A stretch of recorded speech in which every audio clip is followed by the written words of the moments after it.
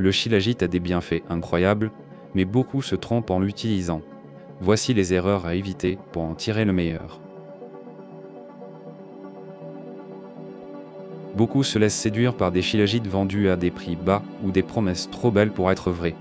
Le problème, ces produits sont souvent coupés avec d'autres substances ou pire, infectés par des éléments nocifs comme des métaux lourds par exemple. Résultat, dans le meilleur des cas, aucun effet. Dans le pire, nausées, vomissements, voire intoxication. Une mauvaise expérience qui dégoûte du shilajit, alors qu'un produit pur aurait pu transformer votre quotidien. Nous avons publié une vidéo pour vous aider à éviter les arnaques, ainsi que de nombreux tests de marques de qualité pour vous guider dans votre choix. Tous les liens sont dans la description. Le shilajit est puissant, oui, mais croire qu'il va tout résoudre sans effort est une erreur. Aucun complément ne peut se substituer aux bases d'une bonne santé. Un sommeil réparateur, une alimentation équilibrée et une activité physique régulière. Pris seul, le shilajit ne fera pas de miracle. Pris dans le cadre d'une bonne hygiène de vie, il agit comme un catalyseur en amplifiant vos résultats et en soutenant votre énergie au quotidien. C'est une tentation classique, on se dit que si une petite dose marche, une grosse dose marchera encore mieux. Erreur, le shilajit est puissant. Il faut toujours respecter le dosage recommandé, à savoir entre 250 et 500 mg par jour.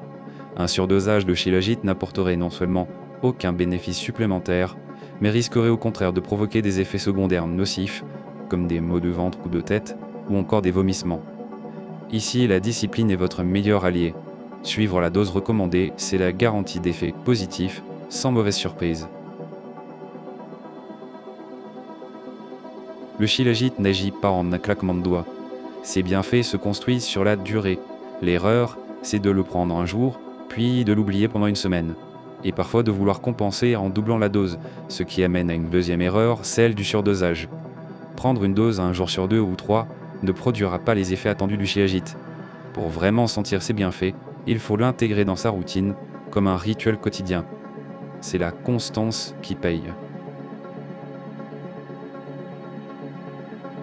La meilleure façon de consommer sa résine est de la plonger dans un liquide tiède ou à température ambiante. C'est là qu'intervient une erreur commune. Beaucoup de personnes traitent le shilajit comme une simple infusion. Ils font chauffer de l'eau avec une bouilloire ou dans une casserole pour pouvoir ensuite diluer leur shilajit. C'est une chose à ne surtout pas faire.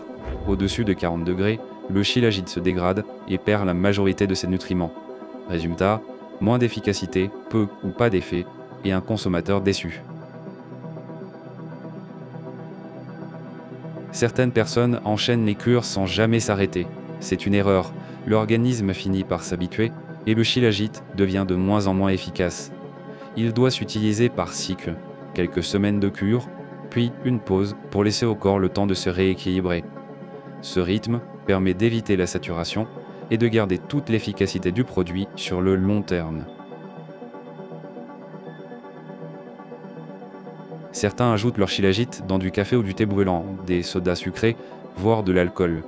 Grave erreur, non seulement cela altère ses composés actifs, mais en plus, les effets positifs disparaissent derrière des boissons qui fatiguent le corps. Le meilleur support reste une eau tiède ou un lait végétal doux. Une erreur trop souvent ignorée. Pensez que le shilajit convient à tout le monde, sans exception. Si vous êtes sous traitement médicamenteux, enceinte ou atteint d'une pathologie, il peut y avoir des interactions ou des contre-indications, voire du danger à consommer du shilajit. Un simple avis de votre médecin évite des risques inutiles et permet d'intégrer à votre routine quotidienne la résine en toute sécurité. Bien utilisé, le shilajit devient un véritable allié. Mais souvenez-vous, il ne remplace pas un mode de vie sain. Il le complète.